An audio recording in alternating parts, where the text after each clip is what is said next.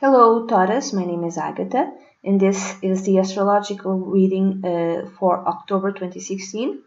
The new moon happens on the 1st of October at 8 degrees of Libra. In your case, this new moon happens on your 6th house, so there could be new beginnings connected to your work life, to your work routines. Maybe you get some new colleagues. Maybe there can even be a promotion for some of you, so you get promoted to you're like a leader now in your job.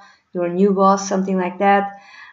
Could be new beginnings in connection to your exercise. So you decide to start some new exercise routine, and the end goal of it is for you to be beautiful and to be more awesome than you already are. Usually Tauruses, the natives from Taurus, usually they look good. They always look good. They always look wow, They're always very beautiful. So if you start a exercise routine, is with that in mind. You want to be more gorgeous than you already are. Or you can start something new in terms of food, eating in a different way. Not necessarily eating to lose weight, it could be that, but I'm thinking more eating more refined type of food. That I'm thinking that like raw, anything to do, yeah, more refined food. If it's not that, I'm thinking pets. You could get a pet. A beautiful pet. And really like a pedigree pet. Like doesn't matter if it's a dog or a cat, but it's really beautiful with pedigree pet, like top of the line, like the type of pet that really costs money. There are pets that cost. I think there's a cat that could be like $800 or euros or something like that. Much more expensive than that. If it's a new job, for instance, there might be some sort of conflict or some changes within your job. There might be some sort of an ethic conflict. So you might feel something inside of you that you really disagree with, and there's conflict surrounding this job is great, it's fabulous, it pays so well, and you're so happy that you get this new opportunity and you get this great wonderful job, but there's an ethical conflict here, an ethical conflict surrounding to do with your job, to do with your work life, or a religious conflict of some kind. Maybe your work, they demand something out of you. They demand for you to dress in a certain way, and somehow that might pose a religious conflict with you, or something to do with your values. What else? If these new changes are to do with new colleagues, there might be foreign colleagues, and there might be one or more who are male. I'm thinking male, could be female also, but I'm thinking older male. And these new colleagues are from abroad, and maybe there's one or more, but they're not nice. They're not nice, They're not nice to you. You might have some conflict with this new colleague or these new colleagues. He or she. I'm thinking he might be, aggressive even. I'm thinking, sexual harassment. I hope that doesn't happen. I'm thinking that whatever this new work entails for you, and you might be even working in something to do with justice, it could be law, justice, police work, something like that, you might have to sacrifice some of your friends in order to do this job. So you got this new promotion, you got this new job, but now you had a certain type of friends, and you cannot be with them anymore because they would reflect on you in a negative way, the fact that you would hang around with these friends. If it's not that, this new job you might have to sacrifice part of a desire, part of a wish, a long-term plan, a dream that you had. You have to sacrifice something in order for you to do this job, to do this work, and to have take full advantage of this job opportunity. If you change your diet, the way you eat, if you change your exercise, the way you exercise, you change you used to do a certain type of exercise and now you change, you start a new type of exercise program, you have to sacrifice some part of your friendships. Like there are some friends that you might not see again. There are some friends that you might not go out with them again because they insist on drinking, and maybe you don't want to drink anymore for all sorts of reasons. You don't want to drink anymore, and you have to sacrifice part of your friends because of that, part of some of your friendships because of that. And then Taurus, the full moon happens on the 16th of October at 20 degrees of Aries. In your case, it happens on the 12th house, which is the house of hidden, of that which is hidden, of secrets, of also sacrifice, of so there might be, I'm thinking, some sort of secret that comes to light, like in a rather unexpected and shocking way, really shocking way. And this secret and this revelation might be connected with abroad, something that happens abroad, something that has to do with if you go to college, to a college professor, to your college courses, to your university, something to do with a foreigner who you may or may not meet. Imagine that. I'm just going to give a very extreme example. I'm not saying this will happen. It's just an extreme example. That you have a friend, or a friend, and you always like your friends. And during there's a few years, and this will be ongoing, Taurus. And this is more relevant for those who have the rising sign in Taurus. For a few years, and you are not able to see your friends for what they are. You see a projection of what you think. You see them as fantastic, as saints, or the opposite, something to do with your friends. You are not able to see them clearly. Imagine that one of them, you didn't see him or her clearly. You thought this person was wonderful and fantastic. And that revelation is that maybe he or she has connections with terrorists, and he or she just made a awful thing abroad, stuff like that. Something shocking, I'm not saying this will happen, I'm just giving a very broad example, a very extreme example. So something shocking comes to light, unexpected, a secret. Now, it might be a secret connected to you, okay, but not necessarily. It's just a shocking secret that might affect you, but it has nothing to do with you. This shocking secret might have to do with your a brother-in-law, a father-in-law,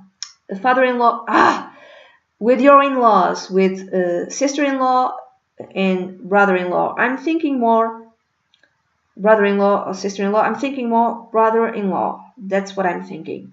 So something connected with sister-in-law, brother-in-law. What else? There might be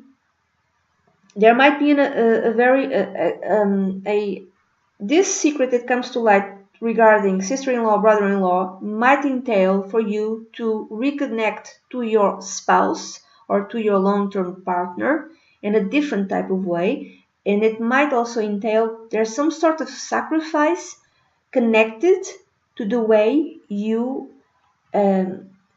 behave and handle your relationship to your spouse.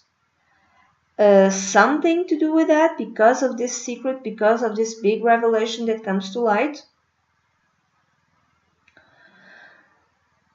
I don't know what it is. I'm thinking all sorts of things, but I don't think I should say them. I'm not thinking good things. What else? Now, there might also be a very big argument with your in-laws, for instance. Big argument. What else? There might be, and this argument might have to do with what? Pets. It might have to do with health issues. It might have to do with work issues. If this is not with the in-laws, a big argument, it's an argument with someone who's abroad and who's a foreigner. Either it could be a co-worker who's a foreigner, and this is a very big, and it could be for religious reasons, could be for ethical reasons. Imagine you're eating a burger, just something simple, and your co-worker is a very hardcore vegan, and he or she just starts like a very weird argument with you that meat is murder, you shouldn't be eating that cow. Something could be like that, could be something like that, or it could be something connected abroad with something that happens abroad, something that happens on a foreign land that directly affects your work life. So maybe there's a big, I hope not, imagine there's a big, no, there's one every day, I'm sorry to say this, in Portuguese we say atentado terrorista, a terrorist attack. And that affects your work life somehow, somewhat. Imagine that something happens abroad that prevents that the inventory, the stuff that you get. Imagine that your company gets sells products, and part of what they sell comes from abroad. They get their products from foreign countries, and something happens that closes everything, and suddenly there's no inventory, there's nothing, and you cannot sell anything. And there's this endless arguments with abroad authorities or foreign authorities to solve the situation. And this is really kind of shocking. It wasn't a shocking event that no one expected that affects your work life. So there's many different ways of reading this lunation, of reading these events.